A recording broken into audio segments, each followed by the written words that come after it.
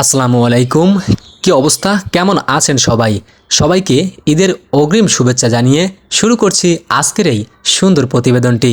সামনে কোরবানি ঈদকে কেন্দ্র করে চলছে গরু কেনাকাটা। রং বেরঙের লাল টুকটুকে, সাদা ধবধবে, কালো কুচকুচে বিভিন্ন রং বেরঙের ষাঁড় গরু। দর্শক, প্রথমে আমি কাকার কাছ থেকে শুনতে চাইলাম, কাকা আজকে এই গরুর বাজারটি কীরকম যাচ্ছে? কাকা প্রথমে বলে উঠল, না বাবা, আজকে বাজারটা তেমন ভালো না। আমি প্রশ্ন করলাম, কাকা সামনে তো ঈদুল আজহা অর্থাৎ কোরবানি ঈদ, এখন তো গ্রামে গঞ্জে শহরে বিভিন্ন জায়গায় আমাদের এই ষাঁড় গরুগুলোকে কোরবানি দেওয়া হবে।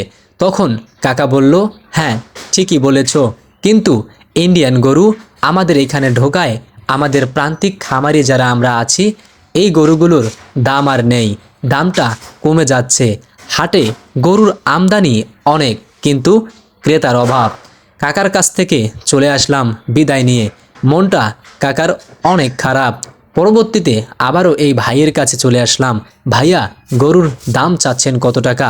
ভাইয়া ৮০,০০০ টাকা দাম চাচ্ছি, কিন্তু বলতেছে ৫০,০০০, ৫৫,০০০, ৪৫,০০০ এরকম দাম বলতেছে। তৎক্ষণাৎ প্রশ্ন করলাম, ভাইয়া এই দামে যদি আপনি গরু বিক্রি করেন, পরবর্তীতে কি বা এই গরুতে কি লাভ করা সম্ভব? বলল, ভাইয়া চালান থেকে ৫,০০০ টাকা লোকসানের মধ্যে আছি আমি। আমি বললাম, এই হাটে যদি বিক্রি হয় তাহলে তো আলহামদুলিল্লাহ ভালো, যদি না হয় পরবর্তী থেকে হাটে আনবেন।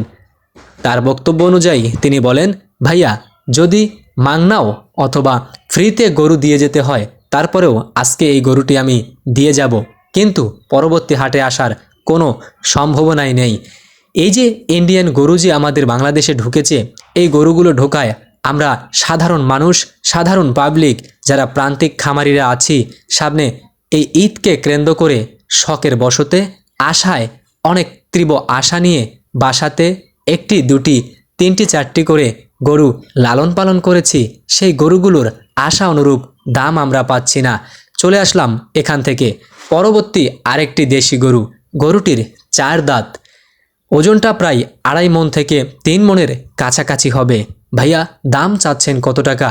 ভাইয়া দামের কথা বলবেন না, এখন পর্যন্ত আমার কাছে একটি পার্টি এসে, একটা ব্যাপারী এসে বা কোরবানির কোনো কাস্টমার এসে আমার কাছে জিজ্ঞাসা করে নাই, ভাইয়া আপনার এই গরুটির দাম চাচ্ছেন কত টাকা, কীরকম ওজন হবে, কয় দাঁত। হাট প্রায় শেষের দিকে, এখন পর্যন্ত একটা পার্টি, একটা ব্যাপারী, একটা কোরবানির কাস্টমারের দেখা পাইনি আমি। ভাইয়া মনটা অনেক খারাপ, আশা অনুরূপভাবে দাম হয়তো এবার কোরবানি ঈদে পাবো না। আচ্ছা ভাইয়া, এই যে গরুটি আপনি আজকে হাটে এনেছেন, এই গরুটি কেনা ছিল কতদিন আগে? তিনি জানান, আজ থেকে প্রায় 4 মাস আগে আমি এই গরুটি নিয়েছিলাম উল্লাপাড়া গ্যাস লাইন হাট থেকে, আর 4 মাস পরে এসে সেই একই দাম বলতেছে। এখন পর্যন্ত 4 মাসে যে খরচটি হয়েছে, আমার কষ্ট বৃথা, এবং যে খরচটি হয়েছে সেই খরচটিও উঠবে না এখন। তো পরপর ভাইয়ার কাছ থেকে বিদায় নিচ্ছি, বিদায় নিয়ে আবার পরবর্তী আরেকটি গরুর কাছে যাব। তৎক্ষণাৎ ভাইয়া জানান, ভাইয়া ইন্ডিয়ান গরু যদি একটু কম আসে আমাদের দেশে, তাহলে হয়তো আমরা একটু বাঁচব। কাকার কাছে চলে আসলাম, কাকা একটি গরু এনেছে। গরুটি কাকার বাসার গরু, রংটা ছিল লাল। হাট প্রায় শেষের দিক, মাঝখানেই নেমে পড়ল ঝুপঝুপ করে বৃষ্টি। বৃষ্টির এই সময়ে সবাই আশ্রয় নিলেও এই গরুর মালিক বা গরুর যে ব্যাপারীগুলো এসেছে, প্রান্তিক খামারিরা যারা এসেছে, বৃষ্টির মধ্যে গরুসহ এই ঝুপঝুপ বৃষ্টির মধ্যে তারা ভিজে যাচ্ছে বা ভিজে গেছে, গরুগুলোও ভিজে গেছে। কাকার কাছ থেকে শুনলাম, কাকা আজকে গরু কয়টা এনেছেন? কাকা বলল, বাবা 2টা গরু এনেছি, একটা গরু বিক্রি করেছি মাত্র 2,000 টাকা উপরে, আমার খরচ হয়েছে প্রায় 8,000 টাকা, তারও বেশি, আর 2,000 টাকা উপরে বিক্রি করেছি 5 মাসে। আচ্ছা কাকা, এই গরুটির ওজনটা কীরকম হবে?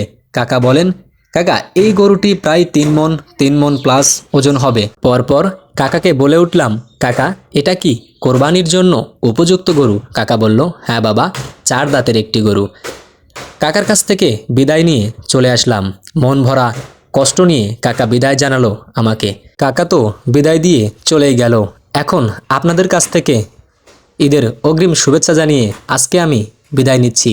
সবাই এ পর্যন্ত ভালো থাকুন, সুস্থ থাকুন, ঈদ আনন্দ উপভোগ করুন।